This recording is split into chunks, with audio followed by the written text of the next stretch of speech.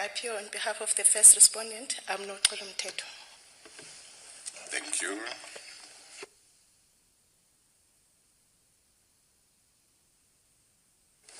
May it please the Court, Chief Justice and the Justices, I appear on behalf of the second and third respondents. I am Tabiso Mhlanga from Pabasa Sentencing Chambers.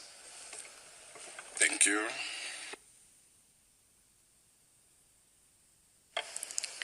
May it please the Court, Chief Justice and other Justices, my name is Annette Tiart. I'm from the Pretoria Bar and I appear on behalf of the first and second intervening parties, Families for Lifers and Mr. Tabo Modise.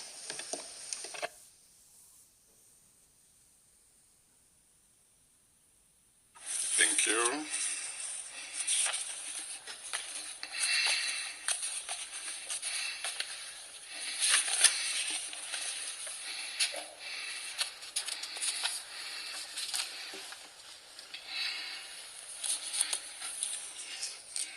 Today, this court hands down its judgment in an application brought by Mr.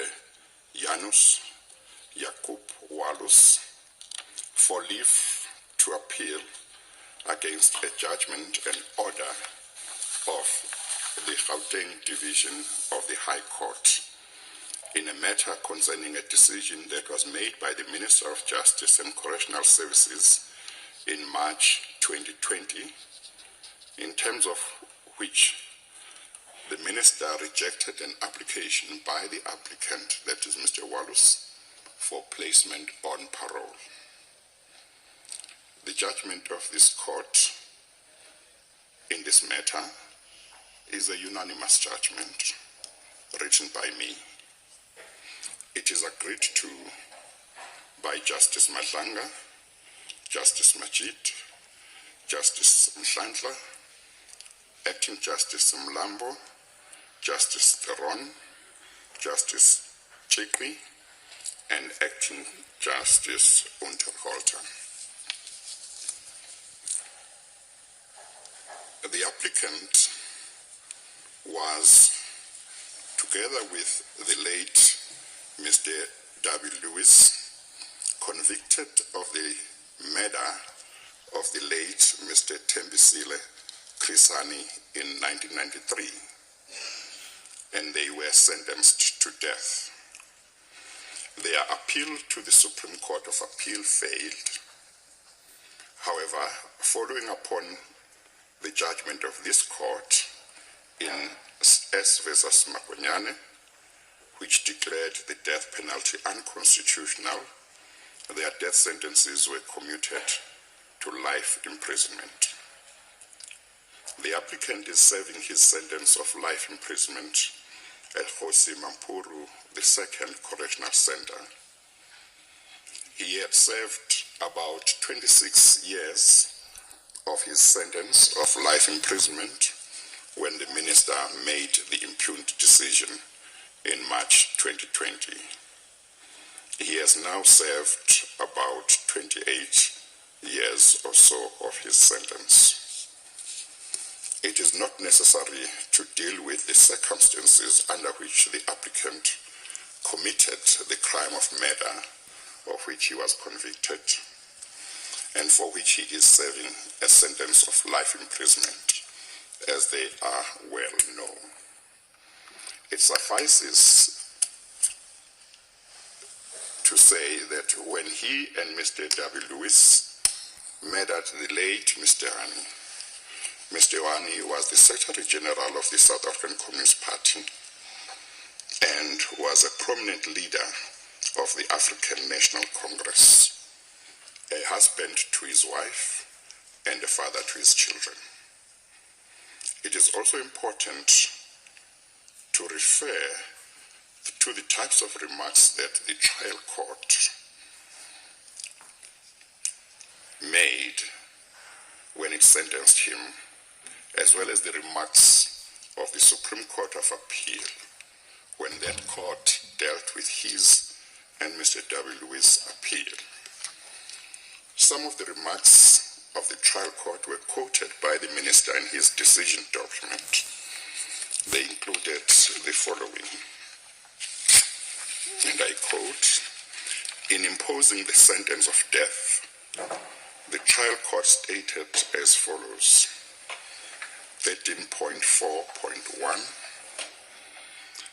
the accused performed an act of assassination on a person who had attained prominence in public affairs in South Africa, whose killing was likely, to the knowledge of the accused, to cause far-reaching, highly emotive reactions with very damaging, serious consequences and extremely harmful effects for the entire society in South Africa."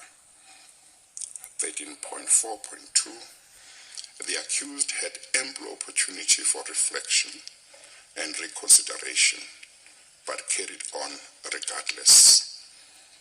13.4.3, the act was not performed impulsively and spontaneously in immediate reaction to a specific event. 13.4.4, the assassination was planned over a period of many weeks with close attention to detail. 13.4.6, the murder was a deliberate, cold-blooded one. It was preceded by weeks of planning.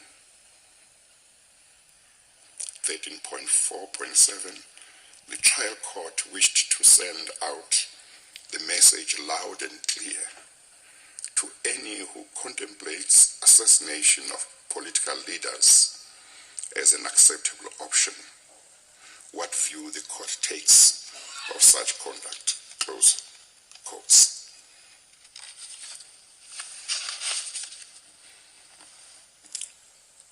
The Supreme Court of Appeal, when it dealt with the appeal lodged by the applicant and Mr. W. Lewis at that time, made, among others, the following remark quoted by the minister, 13.5.1, and I quote, "Few crimes can be regarded by a court as more atrocious or as being more calculated to arouse the revulsion of decent members of society than the sort of murder of which the appellants were duly convicted." The trial court ultimately concluded in the case of each appellant that the death sentence was the only proper penalty. So far from being assailed by any doubts in the matter, I entirely agree with that conclusion. I will therefore confirm the death sentence. That is part of what the Supreme Court of Appeal said.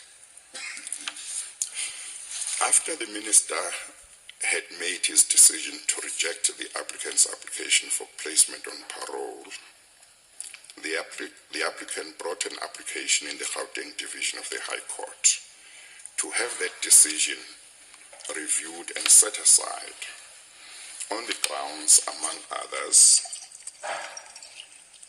that it was irrational.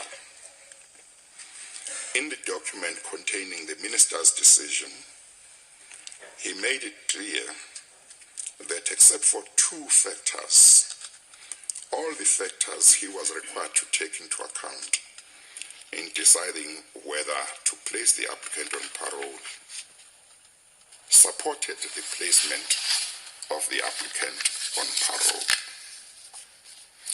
The two that the minister said did not support the applicant's application were the nature and seriousness of the crime on the one hand, and the sentencing remarks that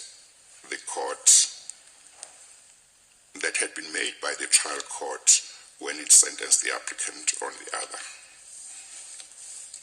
In challenging the rationality of the minister's decision in the High Court, the applicant contended that he had met every requirement that he could meet in order to ensure that he improved his prospects of placement on parole, but there was nothing he could do about the nature and seriousness of the crime on the one hand and the sentencing remarks of the courts on the other.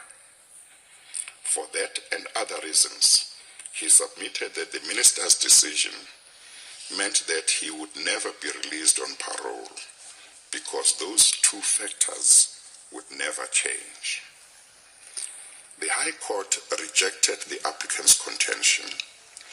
It said that the minister had considered all the factors he was required to consider and had placed upon each one of such factors such weight as he considered appropriate.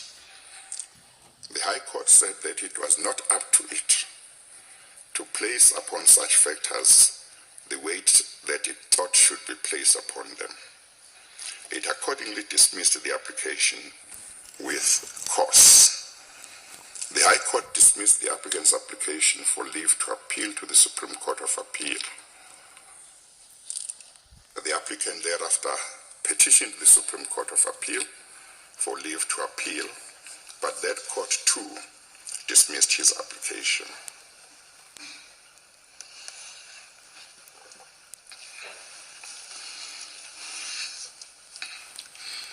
In this court, the applicant, as already indicated, applies for leave to appeal against the judgment and order of the High Court. There were applications for leave to intervene that I now deal with. Families for Lifers NPO applied for admission as an intervening party in this matter. It is a non-profit organization which seeks to protect the interests of prisoners who serve life sentences and their families. The Families for Lifers NPO apply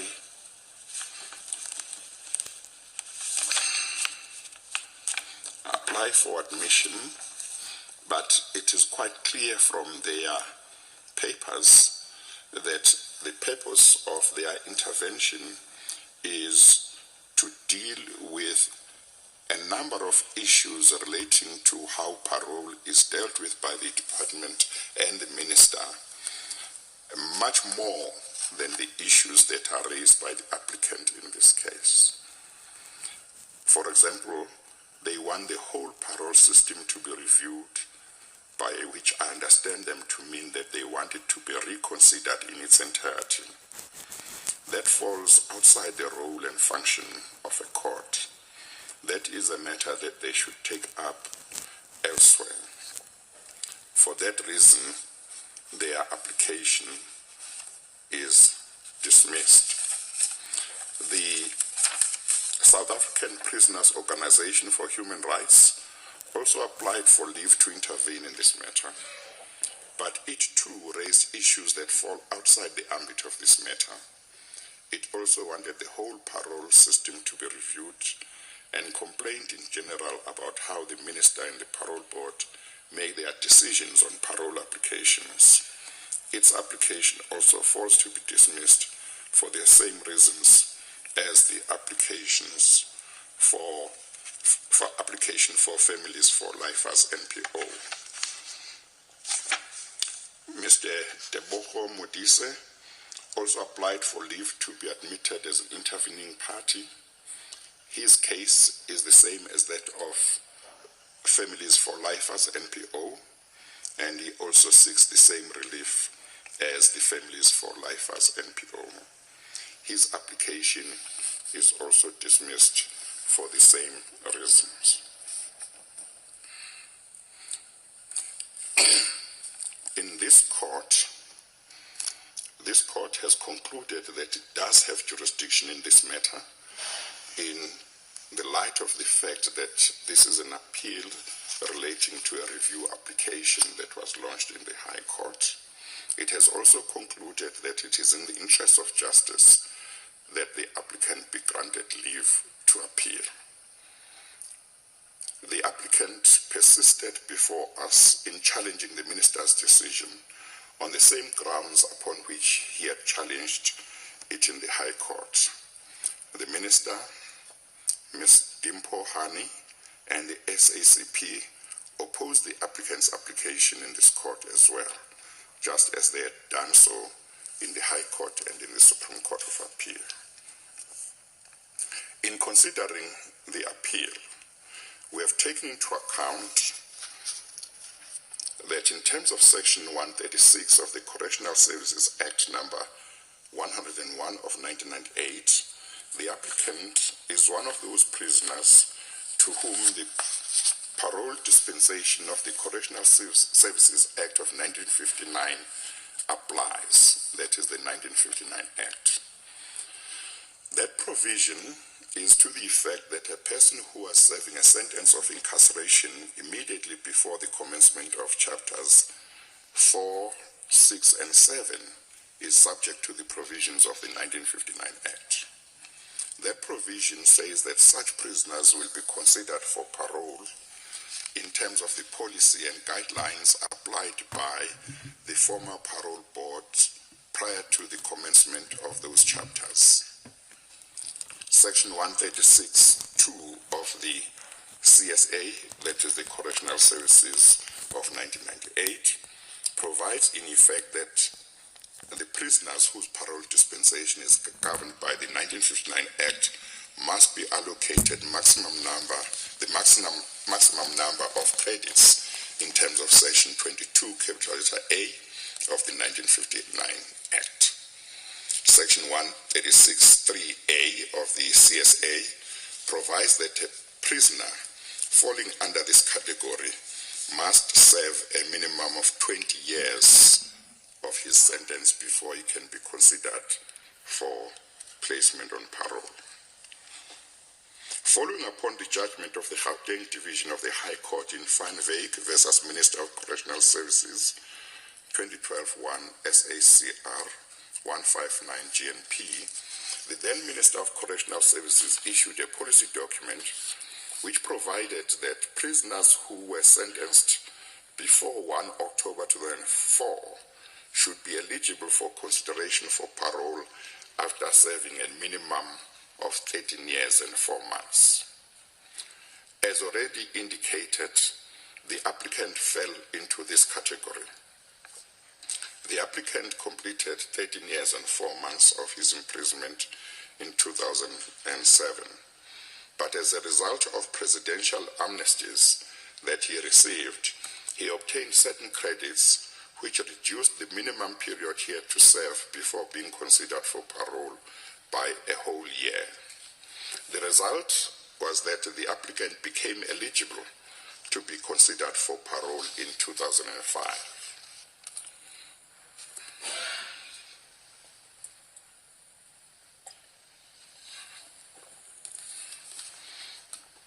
Notwithstanding the fact that the applicant became eligible for consideration for parole in 2005, he does not appear to have applied for placement on parole until 2011. From 2011 until 2020, the applicant applied for parole on a number of occasions and, as I indicated earlier on, refused leave to appeal. And as I indicated, the Supreme Court of Appeal also refused leave to appeal. The appeal before this court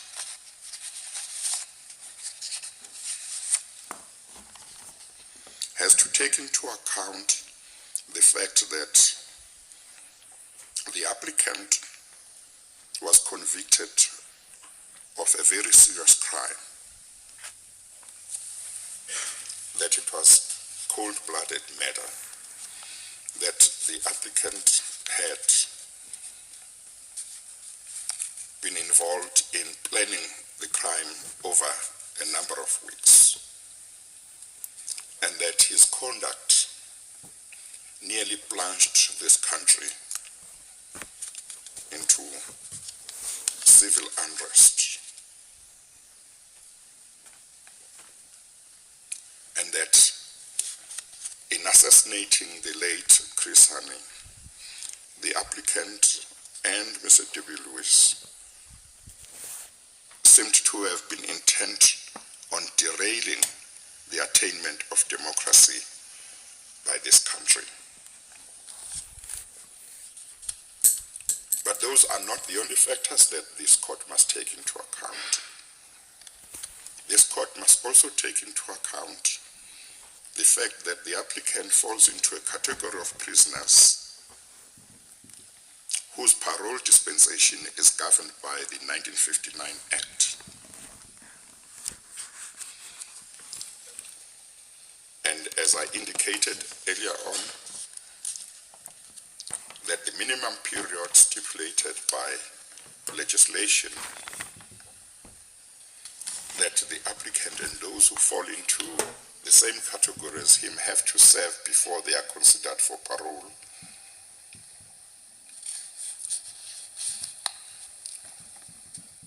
was 20 years. And the fact that a policy document that was issued by the then Minister of Correctional Services after the judgment of the Gauteng Division of the High Court in Van Wyk effectively required the applicant to have served 13 years and 4 months before he could be considered for parole. And that in the light of the credits that he obtained as a result of presidential amnesties from which he benefited, ultimately he had to serve 12 years before he could be considered for parole.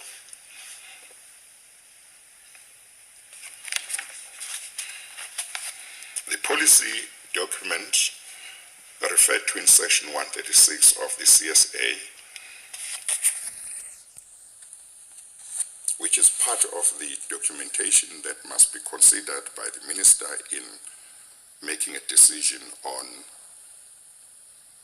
applications for parole, makes it clear that prisoners must be considered for parole as soon as possible after they become eligible for parole. The applicant became eligible for parole more than 17 years ago. It is now close to 20 years since he became eligible. During this time, it appears that he has applied for parole on a number of occasions, as the summary that I gave earlier on reveals. And each time, his applications were rejected. The minister accepts that the applicant has shown remorse for the crime he committed. The evidence reveals that during his imprisonment all these years since 1993, the applicant has had no negative disciplinary record in prison. The minister accepts that the applicant's risk of reoffending if he were to be placed on parole is low. The applicant has apologized to Mrs. Hani and her family more than once. The applicant cannot do anything about the nature of the crime he committed, its seriousness, nor can he do anything about the sentencing remarks that the trial court had made about him and the crime of which he was convicted.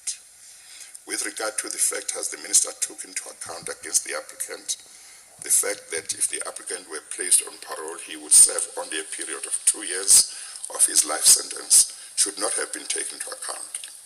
This is because that is a benefit that the law has given to the prisoners falling in the same category as the applicant, and he is entitled to benefit from the law. In this regard, it must be remembered that Section 9(1) of the Constitution declares that everyone is equal before the law and has the right to equal protection and benefit of the law. In my view, this court is in as good a position as the minister to determine whether the applicant should be released on parole. The other factor that should be taken into account in deciding whether to remit the matter to the minister or to order the minister to place the applicant on parole is the history of the matter. That history reveals that not only has the applicant served 28 years of imprisonment of his life imprisonment sentence, but he has complied with all that the various ministers of correctional services and the parole board have required him to do in order to improve his prospects of being granted parole. For over a decade, the applicant made numerous applications for parole, and various ministers responsible for correctional services rejected his applications for one reason or another. On a number of occasions, the applicant applied to the High Court to challenge the various ministers' decisions denying him parole, and he succeeded in all of them except the one that is the subject of this judgment. Even in this one, as will have been seen above, he should have succeeded. In all those applications, except one, the court remitted the matter to the minister responsible for correctional services to consider the applicant's application for parole afresh. And each time, the various ministers reached the same conclusion as they had reached before, namely to reject his application for parole. The one occasion when the High Court did not remit the matter has been referred to above. That is where Judge Neuvenhausen J. set aside the minister's decision and ordered the applicant to be placed on parole, but the minister took the judgment on appeal to the Supreme Court of Appeal, and the Supreme Court of Appeal ordered him to consider the victim impairment statement of Mrs. Honey and other interested parties. The history of the applicant's applications for parole reveals that as far back as 2011, the parole board recommended that he be released on parole, but the then minister responsible for correctional services rejected the recommendation. That history also reveals that in the one court application which the court did not remit the matter, the court ordered the minister to release the applicant on parole, as I've indicated. In the present case, the minister has considered all the factors that should be considered in deciding whether to place the applicant on parole, and has concluded that except two, they all supported the conclusion that the applicant should be released on parole.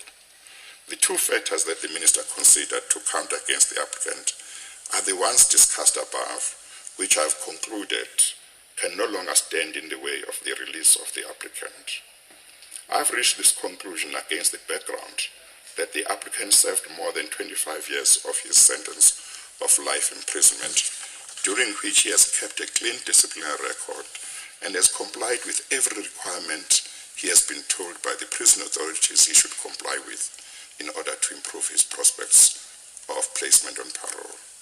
In the circumstances, I'm of the view that it is just and equitable that this court should order the minister to place the applicant on parole. In considering whether or not the applicant should be released on parole, I've been mindful of the fact that in assassinating Mr. Hani, the applicant sought to derail the attainment of democracy in this country and nearly plunged South Africa into a civil war. However, I've also borne in mind that the fathers and mothers of our constitutional democracy, I'm going to repeat that. However, I've also borne in mind that when the fathers and mothers of our constitutional democracy drafted our constitution and included in it the Bill of Rights, they did not draft a Bill of Rights that would confer fundamental rights only on those who fought for democracy, and not on those who had supported apartheid or who were opposed to the introduction of democracy in this country. They drafted a Bill of Rights that conferred fundamental rights on everyone, including those who had supported apartheid with all their hearts. Indeed, they drafted a Bill of Rights which conferred fundamental rights even upon visitors to our country, so that upon entry into our country, they begin to enjoy the benefits and protections of our Bill of Rights. That is why the preamble to our Constitution reads in part, and I quote,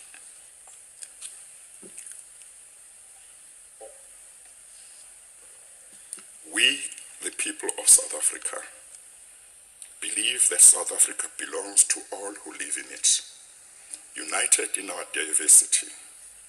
We therefore, through our freely elected representatives, adopt this Constitution as the supreme law of the Republic, so as to heal the divisions of the past and establish a society based on democratic values, social justice, and fundamental human rights. Lay the foundations for a democratic and open society in which government is based on the will of the people and every citizen is equally protected by law. Improve the quality of life of all citizens and free the potential of each person. Build a united and democratic South Africa, able to take its rightful place as a sovereign state in the family of nations. Close quotes. Furthermore, most of the sections in our Bill of Rights start with the phrase, everyone has a right. That is because the fundamental rights conferred in those sections are conferred on everyone. In the result, the following order is made. 1, leave to appeal is granted. 2, the appeal is upheld. 3, the decision of the Gauteng Division of the High Court, Pretoria, dismissing the applicant's application is set aside and replaced with the following. A, the decision of the Minister of Justice and Correctional Services made in March 2020 rejecting the applicant's application for parole is reviewed and set aside. B, the Minister of Justice and Correctional Services is ordered to place the applicant on parole on such terms and conditions as he may deem appropriate, and to take all such steps as may need to be taken to ensure that the applicant is released on parole within 10 calendar days from the date of this order.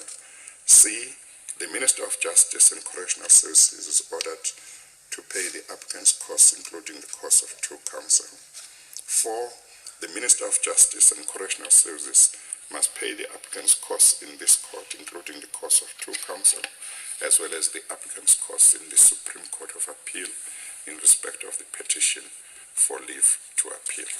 I hand down the judgment. As the court pleases, Chief Justice and other justice. Thank you. As the court pleases, Chief Justice and other justices. Thank you.